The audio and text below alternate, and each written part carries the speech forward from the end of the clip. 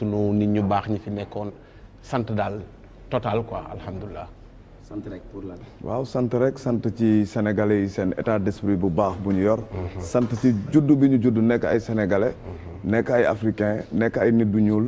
yàlla defal ñu tamit ñaari diine wàcc fi des religions révélées muy l'islam muy christianisme xam nga yooyu yëpp jëm ci yàlla ñu delluwaat sant ci yàlla.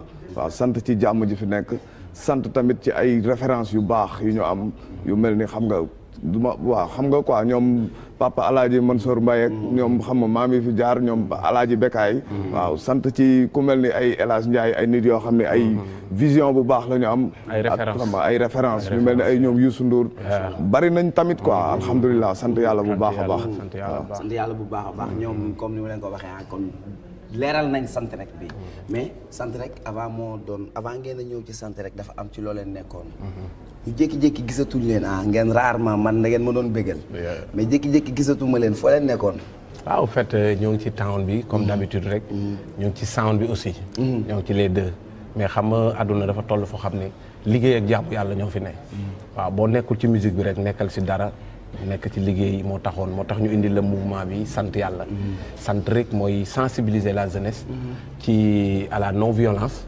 surtout ak fi ñu jëm déjà yooyu yëpp dafa laaj xale yi conscient ndax tamit Sénégal sant bi mu ngi dooree ci li fi feeñ ndax bëggoon nañ mu feeñ fu bari te pratiquement fu mu feeñ dina am des gens yoo xamante ne si waaw du leen neex wala boog dañuy bëgg a yëkkati yenn affaires yi loolu waral ñuy sant yàlla pour conscientiser jeunesse bi xamal leen ne seen avenir moo nekk en main il faut ñu lucide tranquille xam ne Sénégal jàmm rek moo tax ñu naan Sénégal ñëpp ñu bëgg Modou Mbaye Sénégal tout le monde ñëpp Afrique ñu référence lañ si àdduna bi et partout dans le monde kon donc nag dañu war a conserver stabilité dëkk bi conserver tamit jeunesse bi ñu xam ne suba daal mooy ñun ñoo moom suba kon bu ñu yàq suñu suba quoi loolu moom macha allah bu ñu yàq suñu suba jeunesse su Sénégal mu mel ni réew mi fi mu toll am na fu mu toll te it dafa am lu bëri loo xamante ne ni amu fi woon wax ngeen ko léegi ñuy xool ci référence yi ñuy xool ci mag ñu baax ñi nga xamante am nañ leen mais am yu bëri yoo xamante ne dañ ko tàmbali di gis te amul woon ci Sénégal tey jii nit sant rek lan mooy doon seen taxawaay ci loolu waaw suñu taxawaay mooy conscientiser la jeune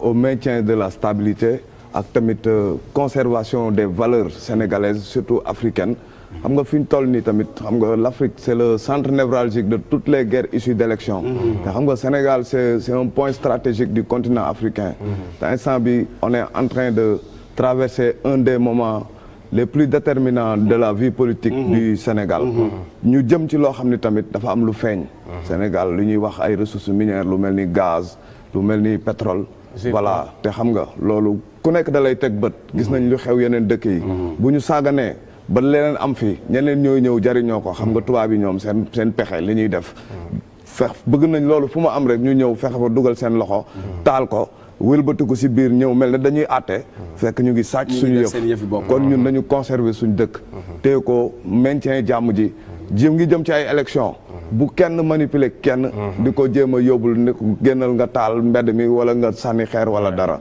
non nañu maintenir dëkk bi ku nekk jour élection tu es libre nga dem votel ku la neex démocratiquement delluwaat sa kër ci jàmm toog déglu résultat yi ci jàmm ku nangu ñu xam ni kii la fi yàlla teg li ci des ñu xam ni yàlla moo yor réew mais du ay nit wala dara yàlla mooy borom jaam ñi waaw kon niñ ko faral di waxee yàlla mooy borom ñëpp alhamdulilah comme li mu wax léegi dañu jëm ci ay période ñu ngi ci période préélectorale te dañoo seetlu bu coow amee wala bu ñu seetloo élection yu mag yi nga xamante ne weesu na fi yëpp ñi ciy ñàkk seen bakkan ay jeunes lañu ñi ciy tëj ay jeunes lañu ñi ciy am ay jafe-jafe yu bari ay jeunes lañu loolu sant rek ban jéego la ci dox wala lan la ci war a mën a def ngir jeunesse bi gën a xam ñi nga xamante ne mooy seen bopp voilà jéego yooyu mooy li ñuy def nii ñu ngi am ay initiative déjà macha allah pour def benn caravane de sensibilisation au niveau de la banlieue comme li nga wax noonu ñi ciy ñàkk pratiquement ay jeunes de la issus de la banlieue ñoo ciy ñàkk seen i cër ñii yàq ci seen carrière ñii ñu ray leen ci am na suñu frère boo xam ne yal na ko yàlla yërëm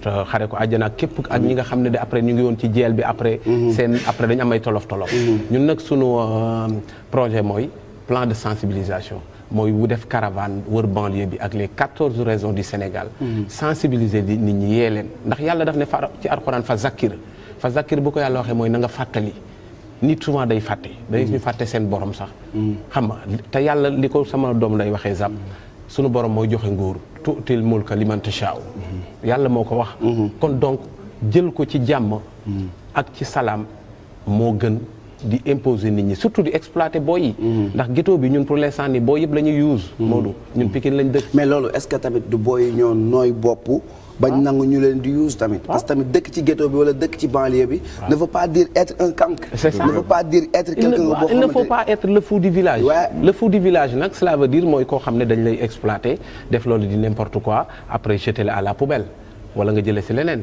booy ñoo war a conscient affaire bi bu bis ba jotee solal lu rafet lekk ba suur naan ba mandi jam lu neex Amadou Mbaye xëeñoo sa parfum bu neex dem dugg ca bañ gàcce ba def li ngay def génnaat en toute tranquillité no violence lañ woote Sénégal pour l'instant xéwali xeeñ Mame Bamba ñaan ko fi Alaaji Malick buñ ko yàq li bën a bon ci nit mooy mujjee dara mu yàqoo si yow ñun nag jeunesse bi mu réer sa loxo c'est ça ñun last generation bi warta yàqoo si ñun ñu ngi woo suñu frères yëpp que di leen xamal ne jàmm si la lépp xaj bu kenn exploité kenn Sénégal pour l'instant nii loolu lañ soxla ndax àdduna bi pour l'instant ñëpp a ngi jéem a doon benn unité l'union gis nga li xew sunu Libye gis nga li xew sunu pays yi ñu wër voisins yi kon donc dañu war a conscient surtout la jeunesse rek seen mooy loolu quoi macha allah yooyu ay xalaat la yu rafet parce que li xew Libye dañoo fa am lu fa feeñ la fa feeñ nasaraan bi dugg si fa fexe leen a jaxase ci seen biir ba tey jii moo ci teg loxo Libye tey bokkoon na ci dëkk yi nga xam ne ñoo gënoon a avancé ñoo gënoon a développé ci Afrique waaye tey jii bokk na ci dëkk yi nga xam te ñoo gën a dellu ginnaaw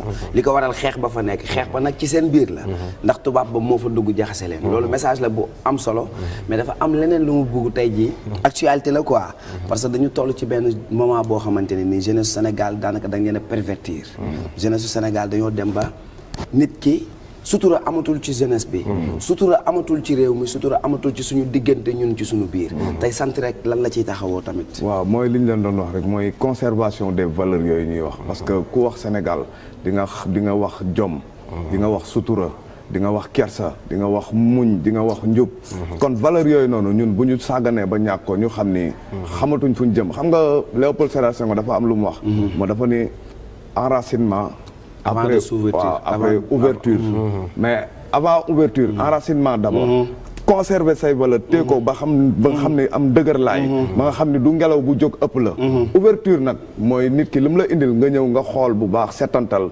xool li ci baax ak li méngoog yow say culture ak say valeur nga jël ko li ci bon nga jël falax ko waaw kon ñu ngi wax jeunesse bi yëpp ñu conscient jéem a téye suñuy valeur di suturaalante te xam ne sutura moo tax yàlla créé guddi bañ na ba am na tur yàlla boo xam ne mu ngi tudd yaa sataaru bañ na ba yàlla am na benn biddéew bu mu bind bu tudd la sataar mook sataar mooy c'est une étoile boo xam ne ça apparaît une fois par 40 ans ndax sutura bi ko yàlla suturaal moo am li sëriñ mooy li sëriñ ñu dellu ci li sëriñ Tuubaa wax mu ne kenn ku ci nekk na nga tal say ayibu bopp ba nga xam ne ba mën ko defar doo bu ko daan defee doo tayal ayibu keneen bu dee yow it amoo ayib tamit fexeel nga concentré wu yow sa bopp ba nga xam ne doo musa am ayib waaw Serigne Saliou dégg nañ ko 2007 tamit dernier sermon bi wax na ko bu kenn natt mbubu jotu la nga bëgg nga yaakaar ne jot na sa morom kon gars yi nañu delluwaat dégluwaat waxu mag ñi téye ko bu baax a baax te xam ne Sénégal ñun dañuy santaat yàlla quoi biñ nekkee ay sénégalais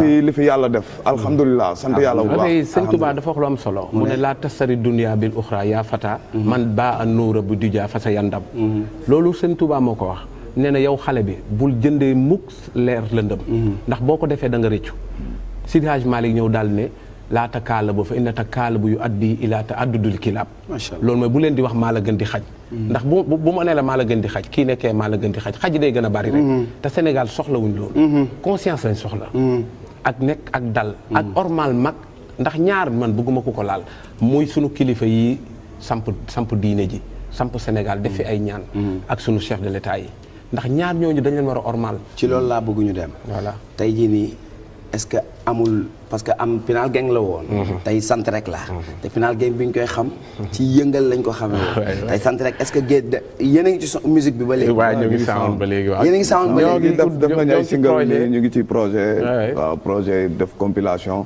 pour mayaale doole tamit ay suñu ay jeunes frères yoo xam ne ñu ngi ci underground bi yi nga xam ni des fois bi nga parlé impact waaw y a les moyens qui manquent tamit xam nga ñu jéem a joxaale leen loxo pour tamit ñu mën a exprimer wu parce que tamit tamit ku xam hip hop xam ni instant bi nii c'est devenu un secteur boo xam ni de développement la. waaw dañuy profiter ci occasion bi tamit di nuyuwaale suñu gars yi nga xam ne ñu ngi suñu ginnaaw. membre Santrek bi yëpp parce que Santrek du ñun ñii. Santrek c'est un mouvement. keroog tey bi ma leen di gis groupe laa gis. waaw mouvement xam nga bëri na di bëggee Impact ñoom Ibou Fass. xam nga ñoom Mor ñoom Chérif ñoom Papis. xam nga ñoom Léo ñoom Alou Sipet. voilà xam nga ak ñi ma fàtte quoi ku lim di nga jum. waaw mais alhamdulilah. sant yàlla bu baax mais ba tey ci sound bi laay des. ci sound bi laay des. parce que ñi ngi jëm ci ay élections. te tey jii pour gën a xamal nit ñi seen wareef.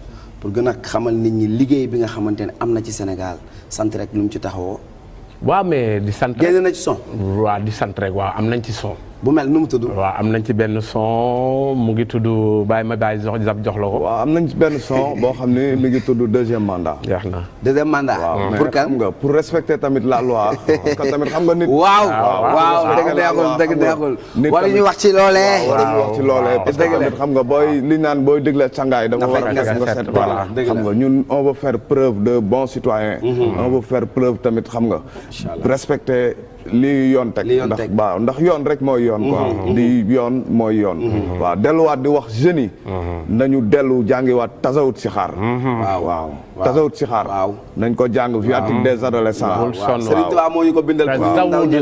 tasawudu si xaar pour ñu ndaw ñi la. nekkal aji nëbbu. waaw ñeelal say tiis ak say lor. waaw na nga daw. borom kër. jigéen bu am borom kër. ak bu amul borom kër. boo ko defee. nee na di nga kawe ci say maas te yaakaar naa ni wax Serigne Touba moom. lu làmmiñam laal lu ne loolu des say yeeg. mooy yee boo yi rek te bañ leen a yeew. nit da nga koy yee te bañ koo yeew. yee ko mooy jàngal ko métier. booy nañ jàngi métier.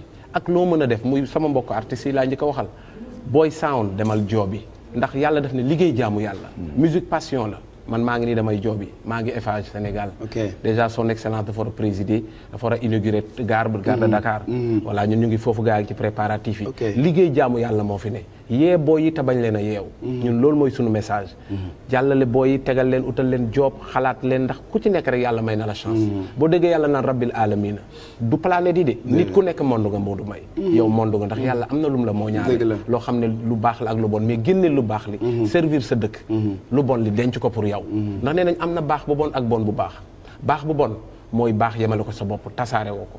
bon bu baax mooy bon goo xam ne da nga ko conserver sa bopp te tasaare woo ko. loolu mooy message sant rek. dëgg la waaye man de bon bu baax laa am ndax dama sama mbon mi ngi ci man.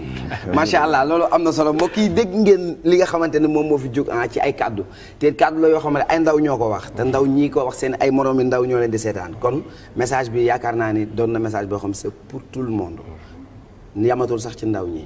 ci mag ñeeg ci ñëpp la parce que lii ñu fi wax ay kaddu la yoo xamante ne kaddu yu mën a jëriñ la mais waa sant rek kaddu gu mujj gi balaa ñoo tàggatoo ndax xam ngeen ni deuxième partie bi sama gars yi dañuy yegg si. waaw kaddu gu mujj gi man moom damay profiter sant yàlla. sant suñuy wayjur. waaw sant waa banlieue bi. sant Sénégal sant àdduna. mais di profiter tamit di wax les leaders politiques. guerre bi nañ ko yemale seen guerre. te du sax guerre. affaire la boo xam ne débat nañ ko def débat d'idées. bàyyi waxante wax bu ñaaw. indi ay arguments yi teg ay programme te bàyyi di manipuler jeunes yi. génn si dëkk bi di def ay affaire voilà nañ ko teg ko ci yoon. ñoom duñ génn seen doom du génn postuler. ku nekk ñu defar seen i bulletin le jour J au 24 février.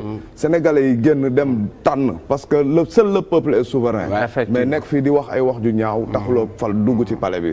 waaw nekk fii di sànni xeer taxul tamit yow sa candidat dugg ci palais bi. dëgg la voilà lépp nañ ko teg si yoon. macha allah Sénégal jëm ci kanam lii xeeñ. mi ngi neex. pétrole beeg or bi mi ngi ñëw. te dina neex. ni ko Cheikh Sidi Mountakha yàlla na fi yàgg te wér. ni mu ko waxee vidéo